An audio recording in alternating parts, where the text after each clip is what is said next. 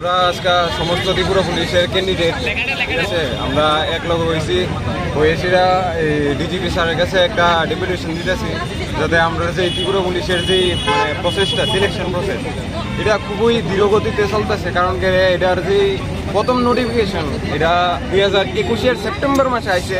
প্রথমে 500 পোস্ট আসছিল, তারপরে এটারে মানে বাড়াই এসিরা এটারে 1000 করা হয়েছে। 2021-এর সেপ্টেম্বর মাসে প্রথম নোটিফিকেশন আছে, অক্ষণে 2024 চলতেছে, 2024-এর জুন মাস চলতেছে, এখনো কোনো মানে ইউই নেই। ফিজিক্যাল গেছে, ফিজিক্যালের 2022-এর লাস্টে ফিজিক্যাল গেছে, এর 1 বছর পরে রিটার্ন টেস্ট গেছে, রেজাল্টের কোনো খবর নাই, মাসের পর মাস চলে যাইতেছে গা।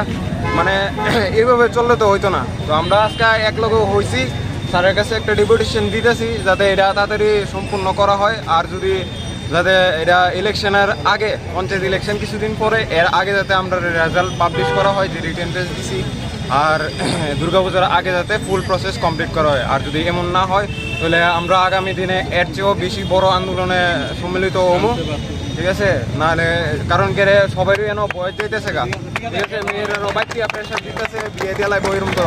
তারা পড়াশোনা করছে, একটা কিছু করার লিগে, তো তারা যদি বিয়ে হয়ে যায় তাহলে কী লাভ হইব? বা আমরা এনে একবার একটা ভ্যাকেন্সি বেরিয়েছে, এটারে ফুলফিল করতে 3 বছর, 4 বছর, 5 বছর, তো আমরা আরেকবার যে ইন্টারভিউ দিব এটার কোনো সুযোগ নাই।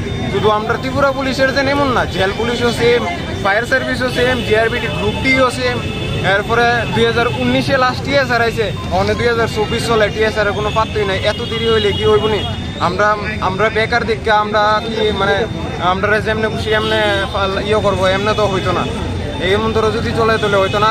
যে প্রসেসটি আছে, ত্রিপুরা পুলিশ হোক, জেল পুলিশ হোক, ফায়ার হোক বা গ্রুপ ডি হোক, সবটি যাতে খুব তাড়াতাড়ি দ্রুতগতিতে সম্পন্ন করা হয়, নাহলে আমরা সবাই অনেক মানে আরো বড় আন্দোলনের সম্মিলিত হবো আর কি। আচ্ছা, আপনারা কতজন ছিলেন মানে টিকেছেন? আমরা ফিজিক্যালি টিকছি 6200 জন। কতটা পোস্ট ছিল? পোস্ট আসছিল 1000, প্রথমে 500 ছিল, এটারে আপডেট করে সেটা 1000 করা হয়েছে। ঠিক আছে।